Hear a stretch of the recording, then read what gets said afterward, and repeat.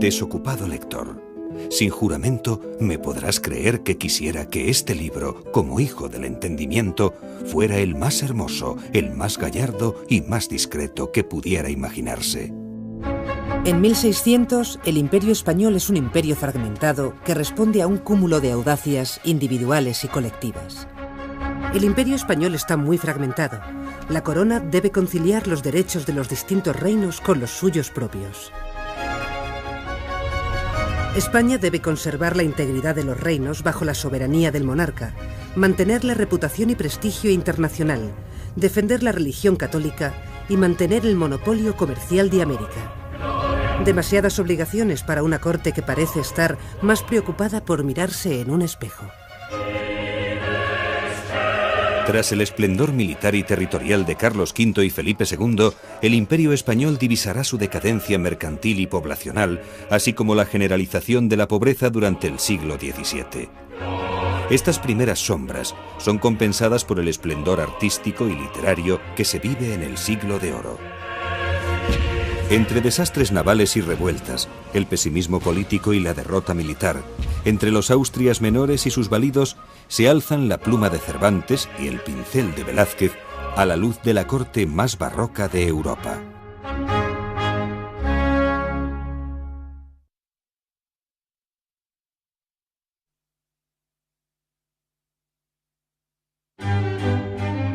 Durante los 10 primeros años del siglo XVII, el imperio se vale de hábiles diplomáticos y de acertadas políticas matrimoniales para desarrollar lo que se ha denominado la Pax Hispánica.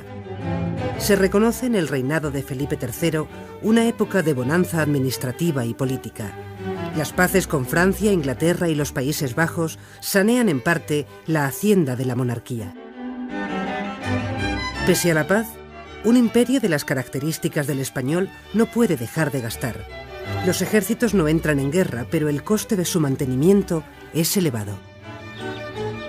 Felipe III y Felipe IV se rodean de validos cuyo protagonismo es esencial durante este periodo en toda Europa. El duque de Lerma es el primer valido de Felipe III, trabajador incansable, buen manejador de las relaciones personales y de los laberintos de palacio. Pese a esto, acabará siendo desterrado. Para reorganizar la Casa Real y con el pretexto de impulsar la economía castellana, se lleva la corte de Madrid a Valladolid. Con esto aleja al rey de influencias familiares. Allí se trasladan una muchedumbre de criados, lacayos, escribanos, papelistas, esclavos y familiares. El traslado a Valladolid y posterior retorno a Madrid es aprovechado por el duque para enriquecerse con operaciones de compra y venta de inmuebles. La situación económica de España requiere una moderación de gastos que ni Felipe III ni su valido llevan a cabo. El esplendor festivo de la vida palatina de Felipe III está protagonizado por su séquito de grandes de España que no se separan del rey. Un centenar de familias se reparten los principales títulos de nobleza. La caída de las rentas de la tierra les obliga a acudir a la corte y a recibir oficios y pensiones que les permitan mantener su nivel de vida. En los salones del Alcázar de Madrid, residencia real, se expresa la vida cultural, religiosa, económica y política del imperio. En la planta principal están las estancias del rey y la reina, flanqueados por 300 oficiales. Ahí es donde recibe a los embajadores. También los grandes de España pueden entrar en estas estancias, pero solo el valido, como jefe de la Cámara Real, tiene acceso a la intimidad del monarca. De hecho, el valido lo viste y lo desviste. Las salas más espaciosas se reservan a los consejos más importantes, de guerra, de Estado, de Aragón y de Castilla. Otros más pequeños son los de Indias, Flandes y Portugal. En esos salones, la corrupción funciona como arma arrojadiza de unos contra otros. En el Alcázar de Madrid, la actividad es frenética. Se gobierna el imperio, pero si se da el caso, se asiste a una comedia de Lope o de Calderón. Y también partidas de naipes, baile, carnaval y duelos. Es en los duelos donde la espada de cazoleta se acompaña con la daga de mano izquierda con cazoleta de vela. Estas dos armas de los siglos XVI y XVII fueron utilizadas e inmortalizadas por personajes de la época, sobre todo por escritores como Quevedo, Lope de Vega, Calderón o Cervantes. Este enfrentamiento de igual a igual que se populariza en los escenarios de los teatros de la época pasa de ser un entretenimiento en la corte para convertirse, décadas después, en un deporte moderno. En los primeros Juegos Olímpicos de la era moderna, celebrados en Atenas en 1896, ya se practicó el arte de la esgrima. De ahí que sea considerado como el único deporte olímpico de origen español. Existen 3 modalidades: la espada, provista de cazoleta para proteger la empuñadura; el florete, quizá la más estilizada;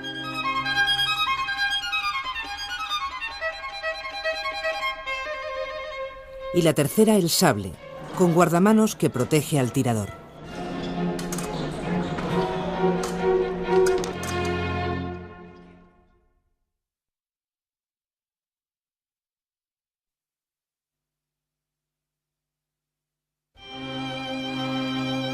Felipe III, sin carisma ni imaginación, es el único hijo superviviente de Felipe II. Frente a la preocupación personal, casi obsesiva por el gobierno de Felipe II, su hijo deja el poder en manos del duque de Lerma. Las figuras de los validos surgen por el propio interés y por la propia voluntad de los soberanos. No podemos entenderlas al revés, no podemos entenderlas como meras manipulaciones de unos poderosos sobre la voluntad de unos reyes abúlicos, porque los reyes, en cuanto hubieran asumido el poder, les hubieran cambiado. Podrían haberlo hecho muchas veces y tenían los medios para hacerlo. Pero lo cierto es que depositaron en estos hombres, háblese de Lerma para Felipe III, o de Olivares para Felipe IV, o de Luis de Haro para Felipe IV, depositaron en estos hombres una enorme cantidad de trabajo que era necesario.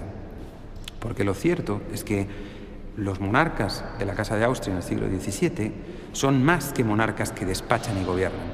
Son monarcas que tienen una capacidad de representación y tienen que ejercerla públicamente. Es decir, tienen que estar en las fiestas, tienen que estar en las ceremonias públicas, tienen que realizar y desarrollar en su entorno una vida de corte, una vida de entretenimiento, porque esto forma parte de la propia esencia de lo que es la corte. Con los ojos llenos de legañas, distraído, toca la viola y es un gran bailarín. No puede, en cambio, sobreponerse a la legendaria biografía de su padre y pasa a la historia como un rey mediocre, aunque se le reconoce cierta agudeza en su política de pacificación. Con él se impone en la corte el estilo barroco de grandeza y ostentación. Amante de los toros y de la caza, se cuenta del monarca que cazó sin descanso durante 15 días, 19 horas diarias. Su hijo Felipe IV siente un gran amor por las letras y por las artes. Su formación artística le lleva a acumular la mejor colección real del momento, el germen del Museo del Prado. En la Plaza Mayor de Madrid se celebran desde corridas de toros hasta simulacros de batallas navales.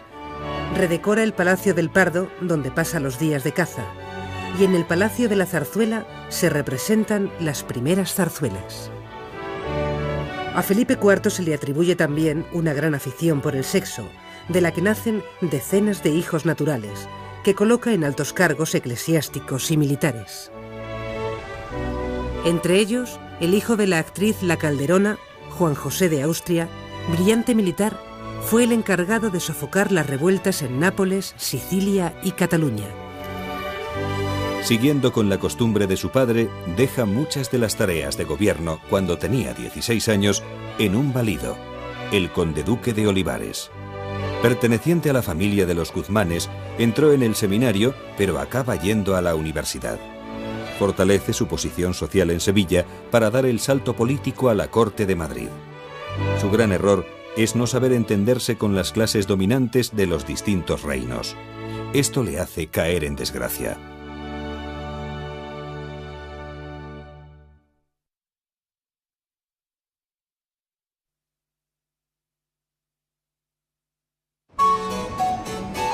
Por la corte no solo desfilan aristócratas o caballeros en busca de favores. También lo hace una cohorte de bufones, prodigios, locos, truhanes y cretinos. Es la gente de placer, cuyo propósito es que la melancolía no invada al monarca. Se impone el coleccionismo de rarezas. Los rasgos distintivos e inusuales fascinan. El desvío de la naturaleza es atractivo. Son las sabandijas de palacio. El barroco, en toda su extensión, se acomoda perfectamente en la atmósfera que se respira en la corte de Felipe IV y encuentra su mínimo común denominador en la figura del enano. Es la belleza de lo breve. Consideran que los enanos, que los monstruos, que las personas singulares por falta de juicio, como son los locos, pueden enseñar algo a los príncipes y a los infantes, a lo que forman la élite de la nobleza de corte. ¿Y qué pueden enseñar? Son los términos de contraste, son la enseñanza de los opuestos.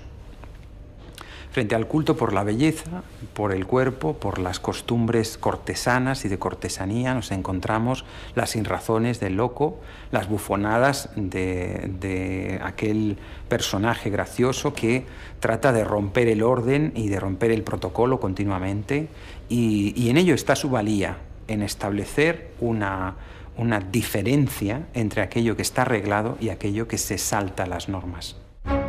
La pintura barroca es una escena de cualquier novela picaresca, un juego de enanos y grandes.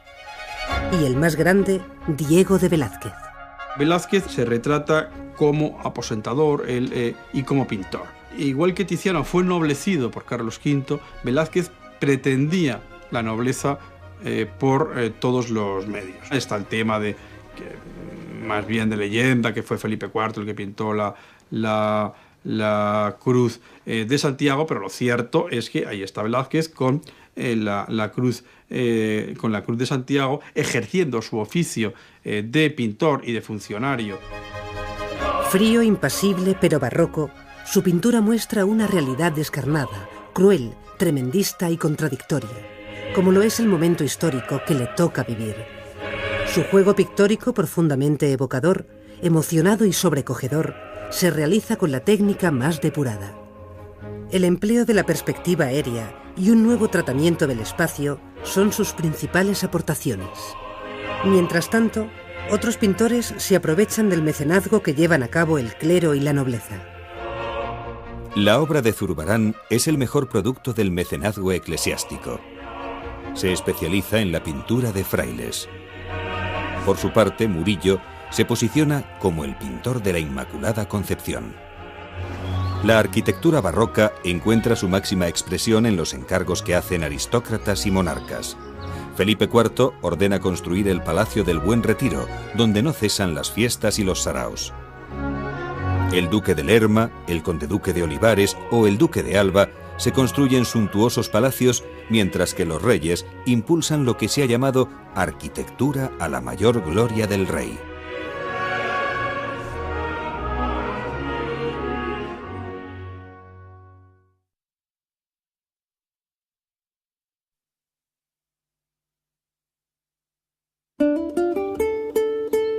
Si el siglo anterior está protagonizado por el Lazarillo de Tormes, dos personajes de ficción se unen al imaginario colectivo español en el Siglo de Oro, Don Quijote y Sancho Panza. La novela picaresca recoge el testigo de Lázaro de Tormes para protagonizar muchas novelas del siglo XVII. El pícaro tiene diversa procedencia social: nobles y sacerdotes descarriados, hijos de la burguesía, soldados desertores, estudiantes no licenciados, vagabundos y mendigos. El pícaro repudia los valores dominantes y se burla del honor, pero busca el robo elegante con cierta estética. Su entorno es el juego, el timo, la estafa, el robo, el tirón o el chantaje. Empiezan a aparecer medidas, arbitrios, para resolver este problema de orden público, de vida civilizada, que hay que ordenar. Aparecen tratados como el amparo de pobres para distinguir el pobre bueno, que hay que cuidar, que hay que darle limosna, que hay que darle un trabajo, y el pobre malo, que vive de la picaresca, que vive del engaño, que es un falso pobre fingido, que lo que trata es de engañar la buena voluntad del feligrés. y aparecen sistemas de reclusión, hospicios, expulsiones, persecuciones de la prostitución, de los pícaros en diferentes ciudades y castigos ejemplares en muchos casos. Sin embargo, durante esta época, por encima de cualquier otro texto y género, se eleva el ingenioso hidalgo Don Quijote de la Mancha.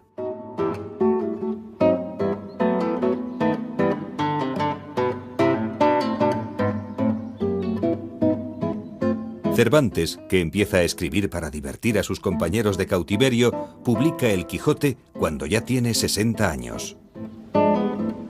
En un tiempo en el que la sociedad reflexiona sobre sí misma y sobre cuáles son las claves para su conservación, Cervantes despliega su obra en un periodo de especial esplendor de la lengua castellana. Dos personajes que carecen de antecedentes literarios trascienden lo simbólico para vivir lo visceral y elevar la novela a zonas no exploradas. El idealismo quijotesco se enfrenta y se amalgama al realismo de Sancho.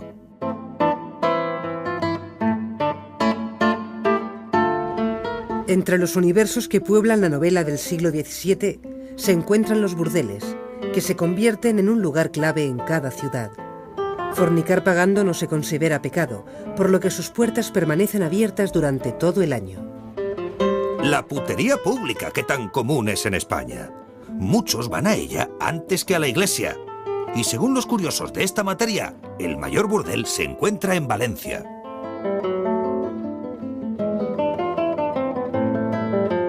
Otra pluma que se levanta en el siglo dorado español es la del aragonés Baltasar Gracián, jesuita rebelde que acabará cumpliendo penitencia. Diseña en el Criticón la apoteosis del desengaño y propone en el oráculo manual el arquetipo de un hombre universal, escéptico y discreto. Es, junto con Cervantes y Galdós, uno de los 3 escritores españoles más leídos y traducidos en todo el mundo. En otro terreno literario, la poesía, no muy alejada de los temas de la prosa satírica y mordaz, emergen las figuras de Góngora y Quevedo. Son los representantes de 2 escuelas, culteranismo y conceptismo, y ambos mantienen una enconada polémica. El culteranismo gongoriano es una forma barroca y metafórica de disfrazar la realidad. Góngora, culto, viajero y acomodado, es el único poeta lírico cuyos textos dan dinero a los libreros. Defiende lo elaborado frente a la llaneza en el lenguaje. Por su parte, Quevedo, huérfano, preso, estoico, moralizador y contradictorio, percibe el triste destino de España y la ineficacia de sus gestores. Utiliza la sátira y la burla para criticar un mundo que le disgusta.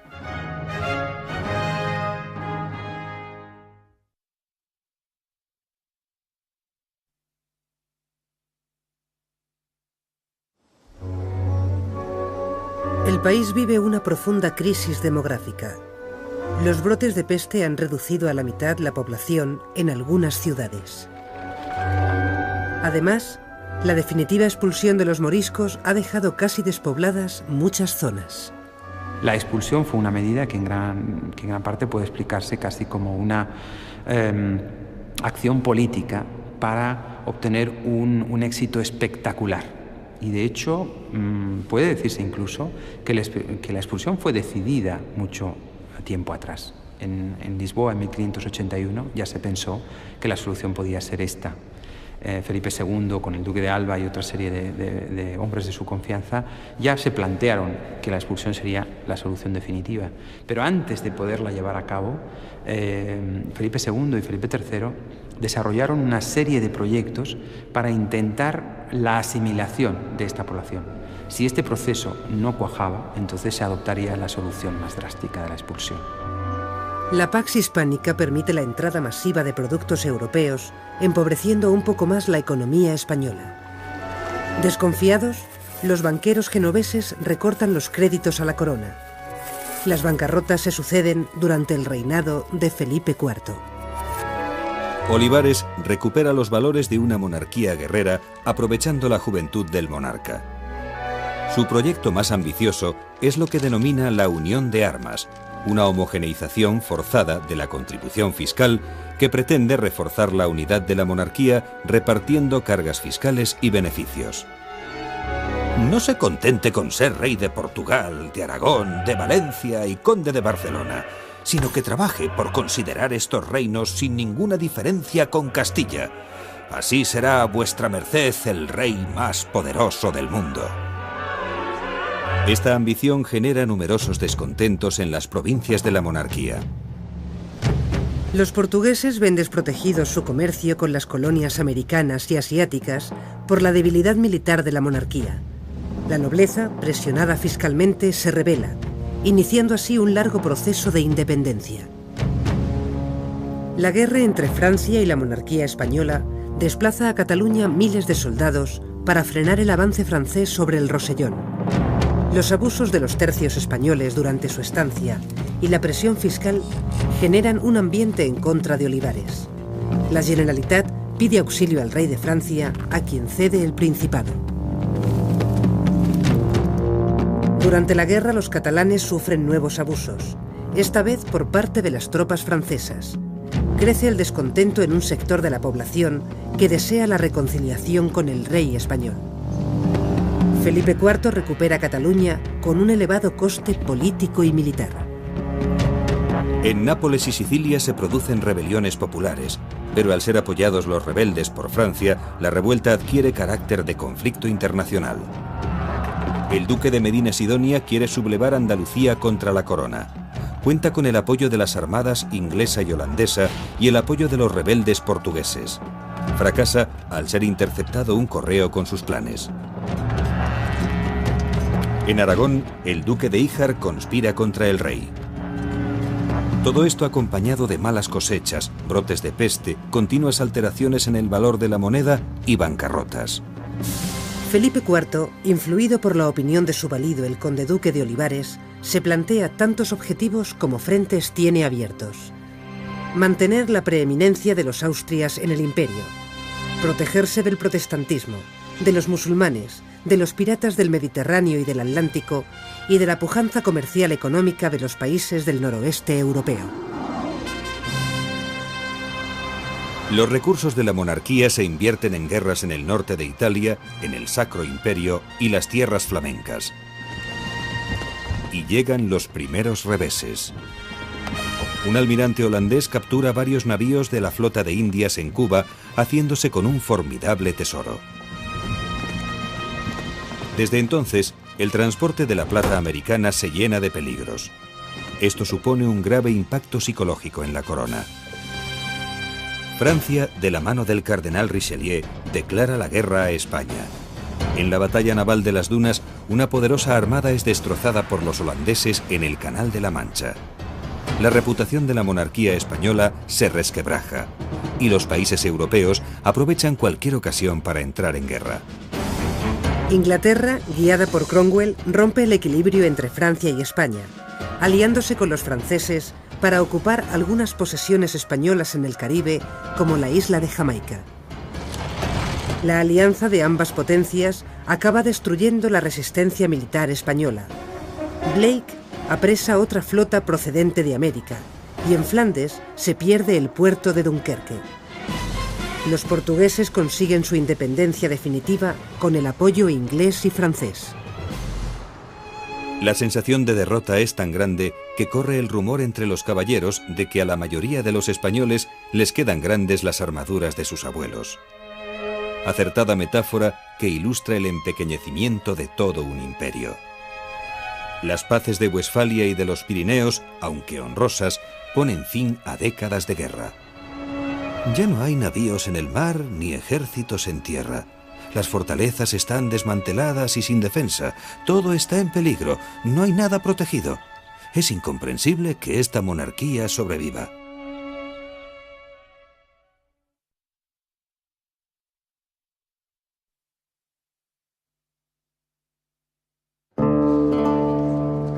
El teatro del Siglo de Oro es el gran espectáculo de masas de este periodo.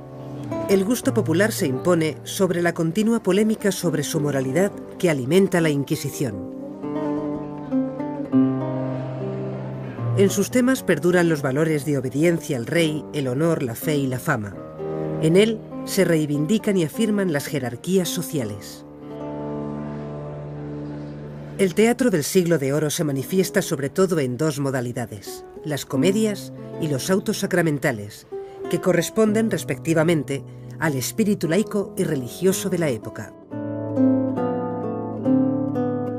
Lope de Vega, del que se conservan 316 obras, es el primero de los autores de comedia. Al estilo de la comedia del arte, construye 6 personajes tipo que disuelven al protagonista de la obra y elevan lo social por encima de lo individual. Estos 6 personajes tipo son el galán y la dama, el gracioso y la criada que les ayudan, el padre y el juez. Con ellos recrea infinitas situaciones, temas y argumentos. Lo que hace Lope de Vega es una hazaña de carácter estético realmente insólita, porque él crea un teatro que es al mismo tiempo comercial, puesto que tiene que atraer al público hacia la taquilla todas las tardes, una tarde tras otra, y al mismo tiempo un teatro poético. El peligro de un teatro comercial es que ese teatro fuera un teatro populachero, vulgar, que corriera hacia su desustanciación estética. Y en cambio lo que Lope hace en buena medida es aprovechar ese público que está dispuesto a pagar, pero para crear un teatro que desde el punto de vista poético tiene un relieve extraordinario. Tirso es un discípulo de Lope, él se jacta de proclamarse discípulo de Lope, fue un discípulo muy entusiasta de su maestro, pero se dice que Lope no correspondió con el mismo entusiasmo al fervor de Tirso. Junto a Lope emerge Tirso de Molina, quien introduce el mito de Don Juan en El burlador de Sevilla. Los autos sacramentales dramatizan los sacramentos católicos. Son piezas que representan grandes misterios de la teología, escritos por autores conocidos y cuya puesta en escena resulta de gran complejidad. De carácter didáctico, se representan en Semana Santa. Requieren una gran producción con escenarios móviles, gradas y complicadas tramoyas. Municipio, iglesia y corona costean la producción. Son años en los que los dramas de Calderón y Shakespeare comparten los programas de los teatros de Europa. Don Pedro de Calderón de la Barca pertenece a la tercera generación del teatro clásico español, a la tercera promoción. Lope la primera, Tirso representa la segunda y don Pedro es la figura principal de esa tercera promoción. Tiene 40 años menos que Lope y cuando llega al mundo del teatro se encuentra con que ya existen unas infraestructuras, ya existen unas compañías, ya existe un sistema de producción teatral y lo que es más importante, existe un público entendido, habituado a ese teatro y capaz de nuevos retos estéticos, capaz de nuevos planteamientos estéticos. Calderón, menos espontáneo pero más sofisticado que Lope, representa el cénit del teatro barroco. Trata a Dios hecho hombre en Cristo y el hombre doliente que busca su remedio en la gracia y penitencia. Utiliza la música dentro de una compleja construcción escénica relacionada con fuertes contenidos ideológicos. ¿Qué es la vida?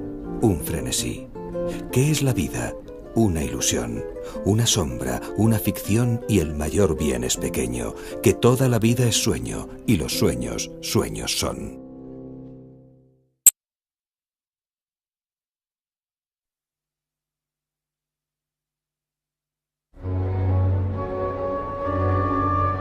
En apenas un siglo, la monarquía española de los Austrias ha vivido su esplendor y su decadencia.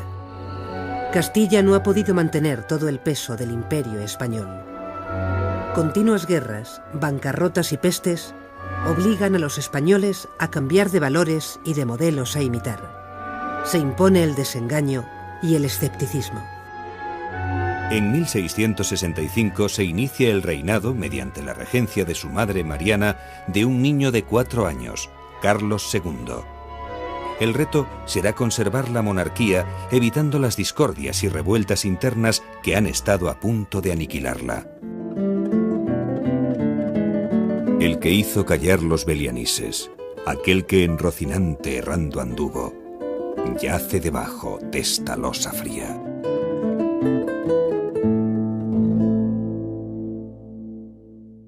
E inusuales fascinan. El desvío de la naturaleza es atractivo. Son las sabandijas de palacio. El barroco, en toda su extensión, se acomoda perfectamente en la atmósfera que se respira en la corte de Felipe IV y encuentra su mínimo común denominador en la figura del enano. Es la belleza de lo breve. Consideran que los enanos, que los monstruos, que las personas singulares por falta de juicio, como son los locos, pueden enseñar algo a los príncipes y a los infantes, a lo que forman la élite de la nobleza de corte. ¿Y qué pueden enseñar? Son los términos de contraste, son la enseñanza de los opuestos. Frente al culto por la belleza, por el cuerpo, por las costumbres cortesanas y de cortesanía, nos encontramos las sinrazones del loco, las bufonadas de aquel personaje gracioso que trata de romper el orden y de romper el protocolo continuamente, y en ello está su valía, en establecer una diferencia entre aquello que está arreglado y aquello que se salta las normas. La pintura barroca es una escena de cualquier novela picaresca, un juego de enanos y grandes. Y el más grande, Diego de Velázquez. Velázquez se retrata como aposentador y como pintor. Igual que Tiziano fue ennoblecido por Carlos V, Velázquez pretendía la nobleza por todos los medios. Está el tema de más bien de leyenda, que fue Felipe IV el que pintó la cruz de Santiago, pero lo cierto es que ahí está Velázquez con la cruz de Santiago, ejerciendo su oficio de pintor y de funcionario. Frío, impasible, pero barroco, su pintura muestra una realidad descarnada, cruel, tremendista y contradictoria, como lo es el momento histórico que le toca vivir. Su juego pictórico profundamente evocador, emocionado y sobrecogedor, se realiza con la técnica más depurada. El empleo de la perspectiva aérea y un nuevo tratamiento del espacio son sus principales aportaciones. Mientras tanto, otros pintores se aprovechan del mecenazgo que llevan a cabo el clero y la nobleza. La obra de Zurbarán es el mejor producto del mecenazgo eclesiástico. Se especializa en la pintura de frailes. Por su parte, Murillo se posiciona como el pintor de la Inmaculada Concepción. La arquitectura barroca encuentra su máxima expresión en los encargos que hacen aristócratas y monarcas. Felipe IV ordena construir el Palacio del Buen Retiro, donde no cesan las fiestas y los saraos. El duque de Lerma, el conde-duque de Olivares o el duque de Alba como el pintor de la Inmaculada Concepción. La arquitectura barroca encuentra su máxima expresión en los encargos que hacen aristócratas y monarcas. Felipe IV ordena construir el Palacio del Buen Retiro, donde no cesan las fiestas y los saraos. El duque de Lerma, el conde-duque de Olivares o el duque de Alba se construyen suntuosos palacios, mientras que los reyes impulsan lo que se ha llamado arquitectura a la mayor gloria del rey.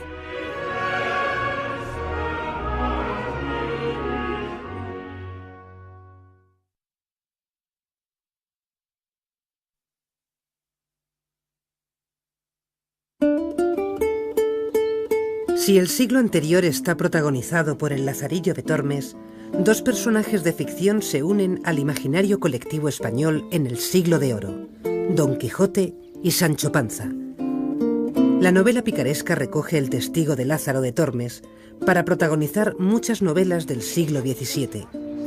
El pícaro tiene diversa procedencia social: nobles y sacerdotes descarriados, hijos de la burguesía, soldados desertores, estudiantes no licenciados, vagabundos y mendigos. El pícaro repudia los valores dominantes y se burla del honor, pero busca el robo elegante con cierta estética. Su entorno es el juego, el timo, la estafa, el robo, el tirón o el chantaje. Empieza a aparecer medidas, arbitrios, para resolver este problema de orden público, de vida civilizada, que hay que ordenar.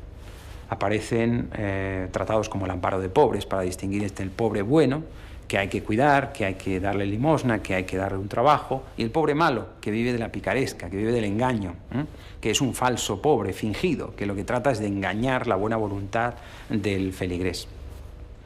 y aparecen sistemas de reclusión, hospicios, expulsiones, persecuciones de la prostitución, de los pícaros en diferentes ciudades y castigos ejemplares en muchos casos.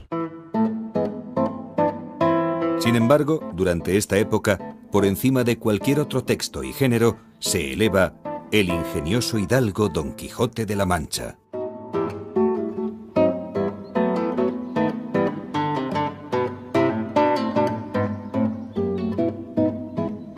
Cervantes, que empieza a escribir para divertir a sus compañeros de cautiverio, publica El Quijote cuando ya tiene 60 años. En un tiempo en el que la sociedad reflexiona sobre sí misma y sobre cuáles son las claves para su conservación, Cervantes despliega su obra en un periodo de especial esplendor de la lengua castellana.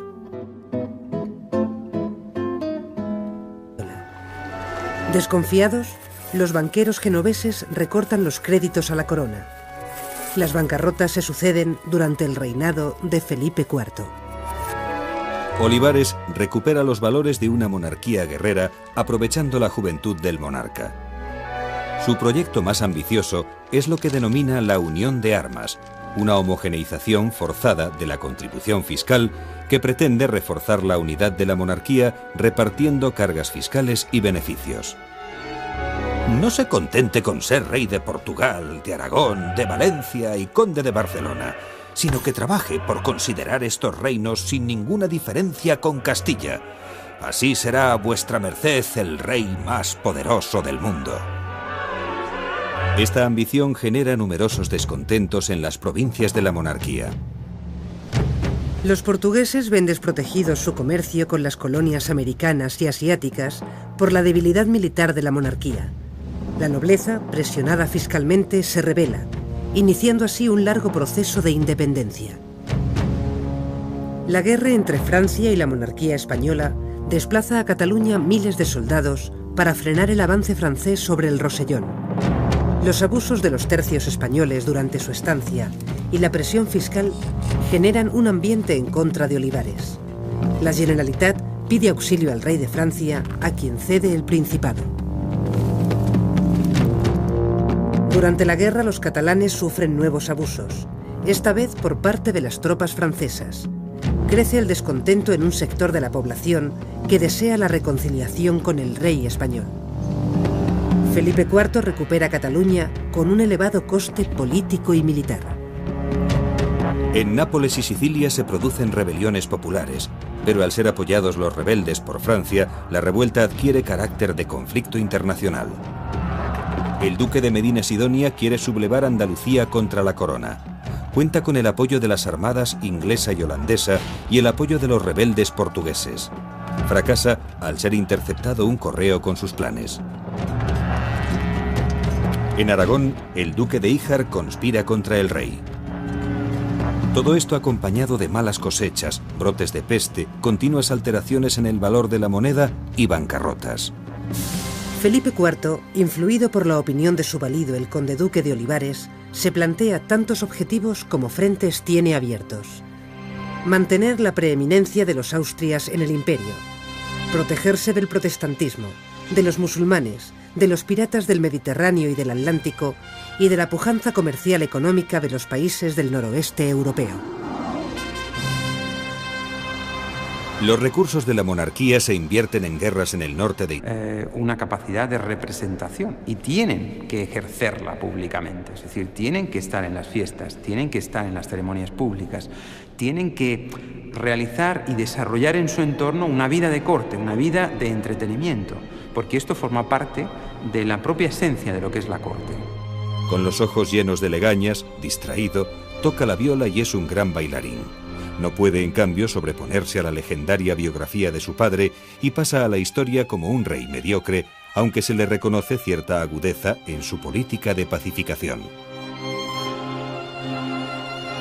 Con él se impone en la corte el estilo barroco de grandeza y ostentación. Amante de los toros y de la caza, se cuenta del monarca que cazó sin descanso durante 15 días, 19 horas diarias. Su hijo Felipe IV siente un gran amor por las letras y por las artes. Su formación artística le lleva a acumular la mejor colección real del momento, el germen del Museo del Prado. En la Plaza Mayor de Madrid se celebran desde corridas de toros hasta simulacros de batallas navales. Redecora el Palacio del Pardo, donde pasa los días de caza, y en el Palacio de la Zarzuela se representan las primeras zarzuelas. A Felipe IV se le atribuye también una gran afición por el sexo, de la que nacen decenas de hijos naturales, que coloca en altos cargos eclesiásticos y militares. Entre ellos, el hijo de la actriz La Calderona, Juan José de Austria, brillante militar, fue el encargado de sofocar las revueltas en Nápoles, Sicilia y Cataluña. Siguiendo con la costumbre de su padre, deja muchas de las tareas de gobierno cuando tenía 16 años en un valido, el conde-duque de Olivares. Perteneciente a la familia de los Guzmanes, entró en el seminario, pero acaba yendo a la universidad. Fortalece su posición social en Sevilla para dar el salto político a la corte de Madrid. Su gran error es no saber entenderse con las clases dominantes de los distintos reinos. Esto le hace caer en desgracia.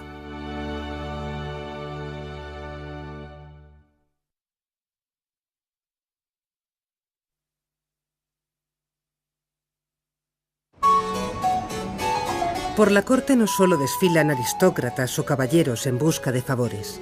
También lo hace una cohorte de bufones, prodigios, locos, truhanes y cretinos. Es la gente de placer, cuyo propósito es que la melancolía no invada al monarca. Se impone el coleccionismo de rarezas. Los rasgos distintivos e inusuales fascinan. El desvío de la naturaleza es atractivo. Son las sabandijas de palacio. El barroco, en toda su extensión, suyos propios.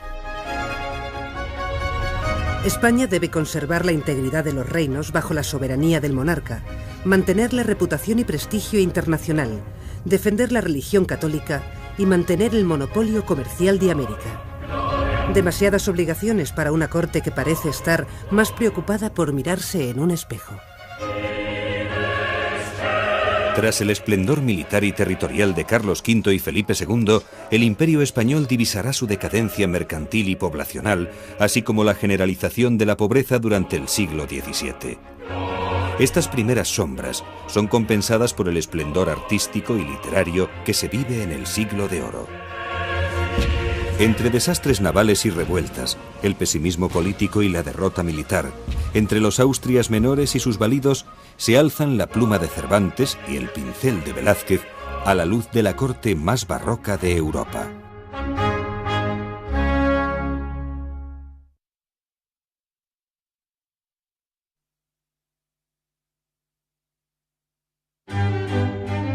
Durante los 10 primeros años del siglo XVII, el imperio se vale de hábiles diplomáticos y de acertadas políticas matrimoniales para desarrollar lo que se ha denominado la Pax Hispánica.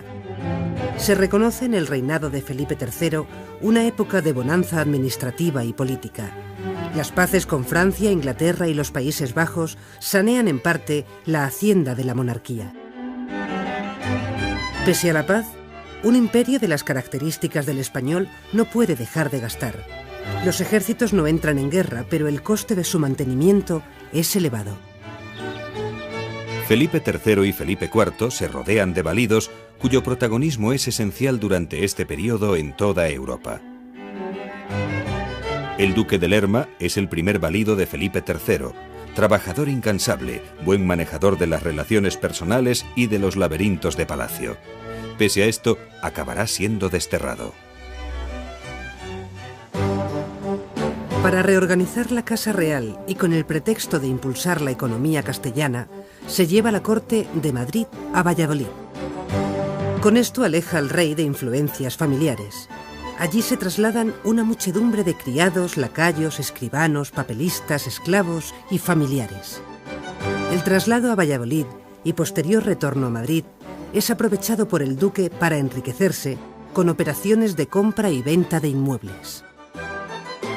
La situación económica de España requiere una moderación de gastos que ni Felipe III ni su valido llevan a cabo. El esplendor festivo de la vida palatina de Felipe III está protagonizado por su séquito de grandes de España que no se separan del rey, y mediocre, aunque se le reconoce cierta agudeza en su política de pacificación. Con él se impone en la corte el estilo barroco de grandeza y ostentación. Amante de los toros y de la caza, se cuenta del monarca que cazó sin descanso durante 15 días, 19 horas diarias. Su hijo Felipe IV siente un gran amor por las letras y por las artes. Su formación artística le lleva a acumular la mejor colección real del momento, el germen del Museo del Prado. En la Plaza Mayor de Madrid se celebran desde corridas de toros hasta simulacros de batallas navales. Redecora el Palacio del Pardo, donde pasa los días de caza, y en el Palacio de la Zarzuela se representan las primeras zarzuelas.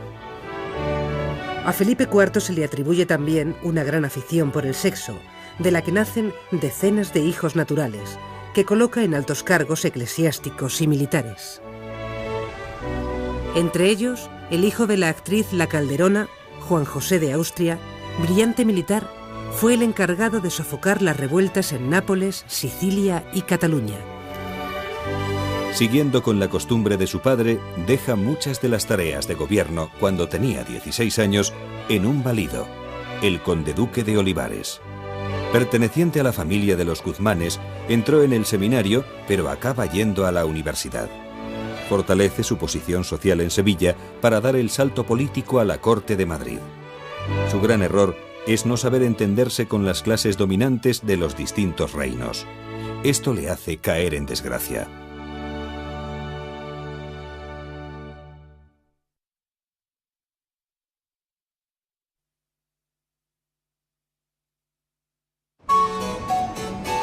Por la corte no solo desfilan aristócratas o caballeros en busca de favores.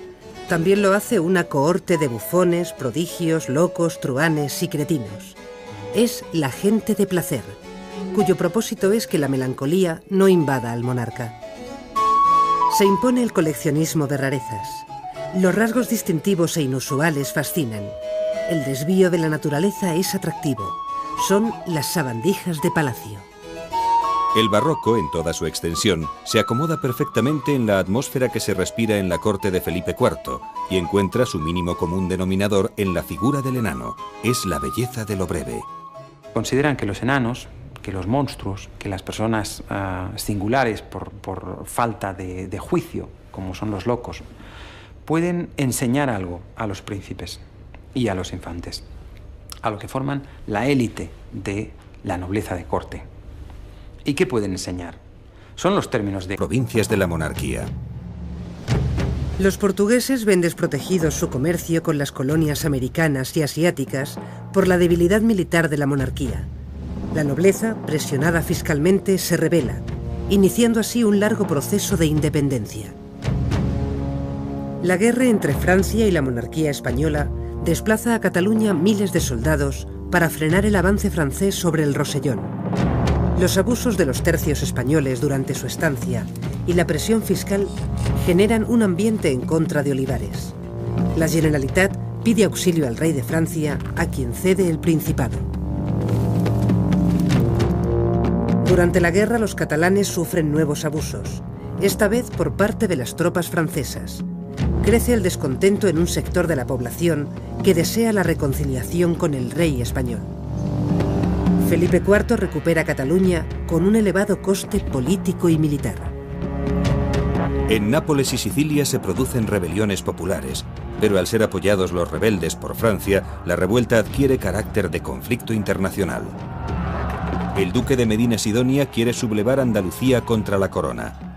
Cuenta con el apoyo de las armadas inglesa y holandesa y el apoyo de los rebeldes portugueses. Fracasa al ser interceptado un correo con sus planes. En Aragón, el duque de Híjar conspira contra el rey. Todo esto acompañado de malas cosechas, brotes de peste, continuas alteraciones en el valor de la moneda y bancarrotas. Felipe IV, influido por la opinión de su valido el conde-duque de Olivares, se plantea tantos objetivos como frentes tiene abiertos. Mantener la preeminencia de los Austrias en el imperio, Protegerse del protestantismo, de los musulmanes, de los piratas del Mediterráneo y del Atlántico y de la pujanza comercial económica de los países del noroeste europeo. Los recursos de la monarquía se invierten en guerras en el norte de Italia, en el Sacro Imperio y las tierras flamencas. Y llegan los primeros reveses. Un almirante holandés captura varios navíos de la flota de Indias en Cuba, haciéndose con un formidable tesoro.